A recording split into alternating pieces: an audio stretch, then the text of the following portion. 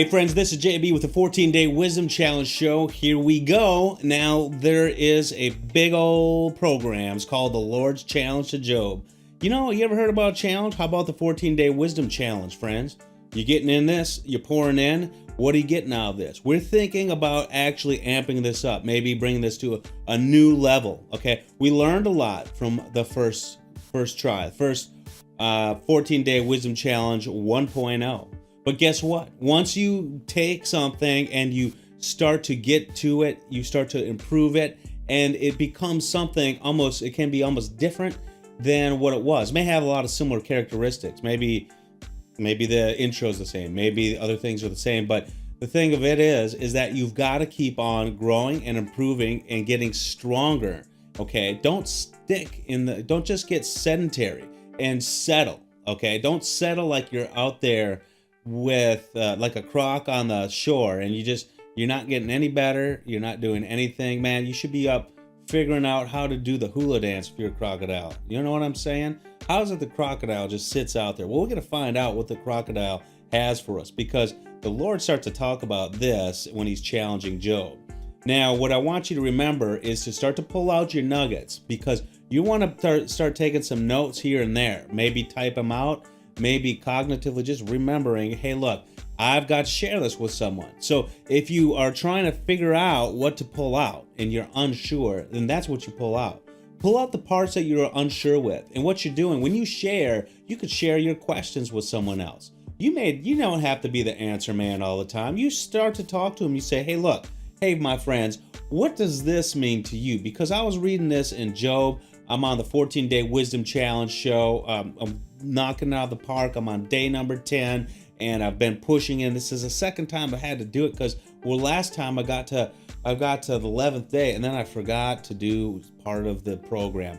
That meant I have to start over. That's the thing. That's the catch. And when you show your commitment for that sustained duration, morning, noon, night, watch morning, read morning, noon, and night, share at some point in the day. When you do that, you get this sustained piece of not only wisdom that we're reading through, but also the wisdom of staying focused in a plan and knocking it out of the park. So you can share what? You can share something you're getting out of this, something that you're like, yeah, this is good. Or you can say, hey, look, I'm not sure about this. Or even if you disagree with something, okay? I would really question what that is, but if you disagree with something, or you say that, look, doesn't look like, it's really hard for me to accept this. Whatever that is, sharing that with other people helps you. And then ultimately, you want to be sharing with God too. But the point is, you got to share this with someone else somehow. Now, you already know the instructions. Let's not beat that to death. This is a big one. Not terribly big, but it's big. So let's get moving. The Lord challenges Job. Then the Lord answers Job out of the whirlwind and said, you notice the whirlwind? The Lord's answered Job out of a whirlwind. That's huge, right? What does he say? Dress for action like a man. Now, if you're a woman, you dress like action for a woman. Okay? If you're a man, you dress like action for a man. That's what you can infer from this. So let's not get too confused. Okay? Dress for action like a man. I will question you, and you will make it known to me. Will you ever put me in the wrong? Will you condemn me that you may be in the right? Have you an arm like God, and can you thunder with a voice like his? Adorn yourself with majesty and dignity. Clothe yourself with glory and splendor. Pour out the overflowings of your anger, and look on everyone who is proud and abase with him. Look on everyone who is proud and bringing him low, and tread down the wicked where they stand. So he's like, hey, look, can you do this? Because I do this. This is me. This is what I do. I do this. Can you do that, Job? No, he can't do all that. Hide them in all the dust together. Bind their faces in the world below. Then I will also acknowledge to you that your own right hand can save you. He's like, you can do all this? You can save yourself. There you go, Job. Handle it. But you can't. That's what he's saying. Behold, behemoth, which I made as you. He eats grass like an ox. He makes his tail stiff like cedar. The sinews on his thighs are knit together. His bones are tubes of bronze. His limbs are like bars of iron. He is the first of the works of God. Let him who made him bring near his sword. For the mountains yield food for him, where all the wild beasts play. Under the lotus plant he lies, in the shelter of the reeds in the marsh. For his shade the lotus tree covers him. The willows of the brook surround him. Behold, if the river is turbulent, he is not frightened. He is confident through the Jordan, though Jordan rushes against his mouth. Can one take him by his eyes or pierce his nose with a snare? Interesting, huh? He's really describing some strong type of animal. I want to say a crocodile. Could be a hippopotamus. Could be something large. Maybe it's an elephant. The Leviathan, though, huh? It's almost the way I get that image. It conjures up something that would go underwater and stay underwater. So I'm kind of ruling out the elephant in some ways. Can you draw out Leviathan with a fish hook or press down his tongue with a cord? Press down his tongue with a cord. Thinking like a bridle. I don't think you can. Can you put a rope on his nose or a piece in his jaw or pierce his jaw with a hook? So we're looking at that alligator kind of crocodile looking. Maybe it's something else though. Will he make many pleas to you? Will he speak to your soft words? Will he make a covenant with you to take him for your servant forever?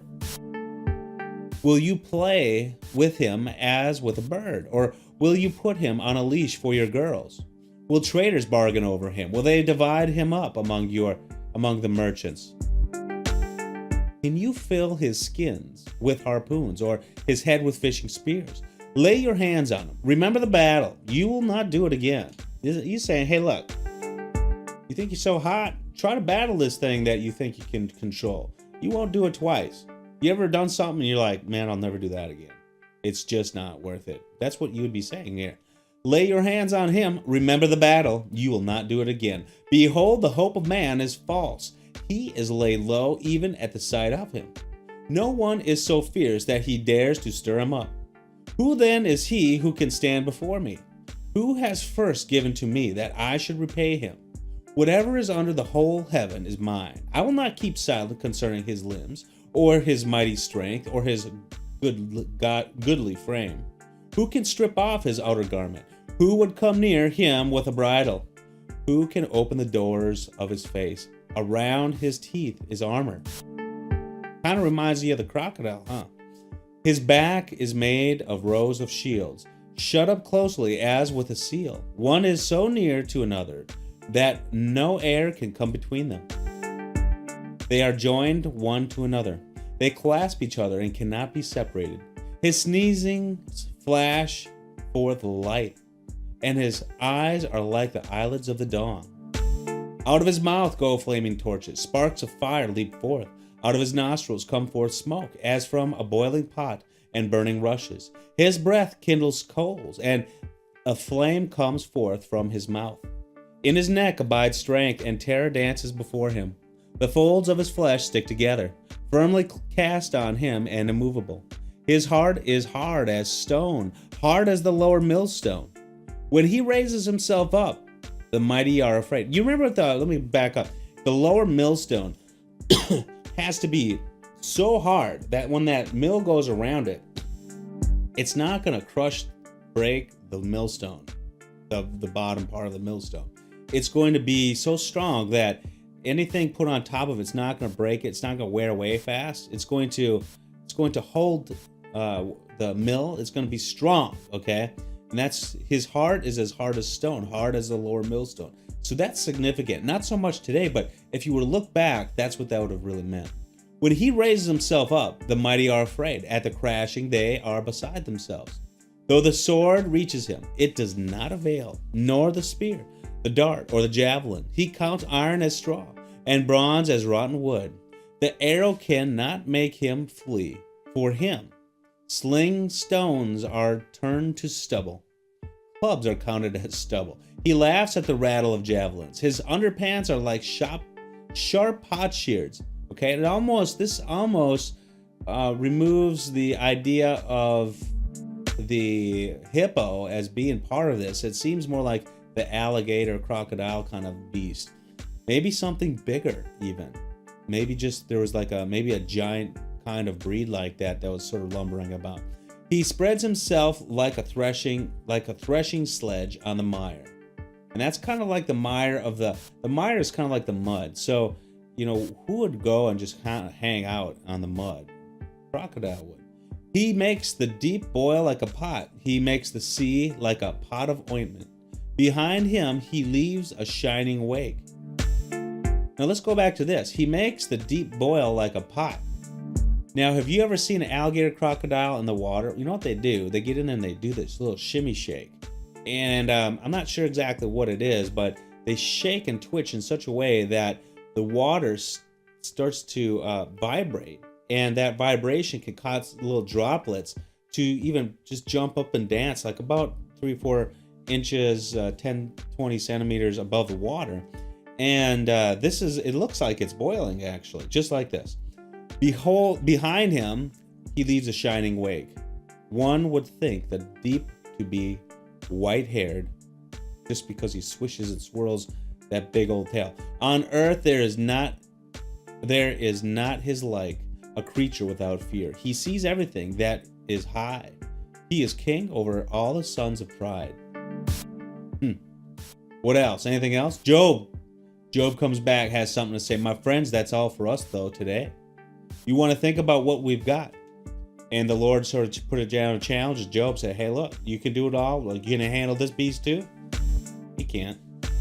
So the Lord's trying to have Job come to an understanding of who he is and his place and in his God's creation. Okay, he's created by God, and he's got to know what his limits are, and he has to be careful when he's trying to accuse God of certain things. It's tough.